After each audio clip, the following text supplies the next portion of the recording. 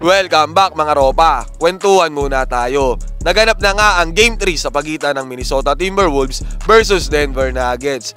At this time, naka-bounce back ang defending champions na Denver Nuggets at itong si Jamal Murray ay na-redeem na ang kanyang sarili dahil naging agresibo siya sa Game 3 para sa Denver Nuggets. Pero ano nga ba ang naging susi ng Denver Nuggets upang manalo ngayon sa Minnesota Timberwolves?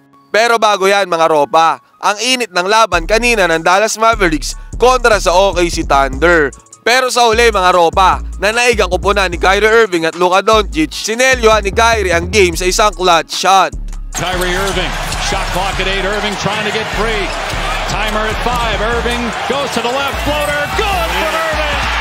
Nagtapos ang game sa score na 105-101. Pinangunahan ni Kyrie Irving at ni Luka Doncic ang panalo ng Dallas Mavericks sa pag-score nila ng tig 22 points. Samantalang ang OKC Thunder naman ay pinangunahan ni SGA sa kanyang 31 points. Samantala mga ropa, ang Minnesota Timberwolves ay nakakuha lamang ng 43.7% sa field goal percentage kontra sa 53.8% ng Denver Nuggets. Napakababa ng nakuha ng Minnesota Timberwolves. Bukod pa dyan mga ropa, 71 shots lang ang naging field goal attempts ng Minnesota, samantalang sa Denver Nuggets ay 80. Mas maraming naging shot attempt ang Denver Nuggets kumpara sa Minnesota at mas mataas pa ang field goal percentage nito, kaya ito talaga ang main factor kung bakit natalo ang Minnesota Timberwolves sa Game 3. Ganon din sa 3-point percentage mga ropa. 30.3 lang ang nakuha ng Minnesota Timberwolves, samantalang 48.3% na tumataginting ang sa Denver Nuggets. In terms of free throw percentage naman mga ropa, halos dikit lang ang dalawang koponan.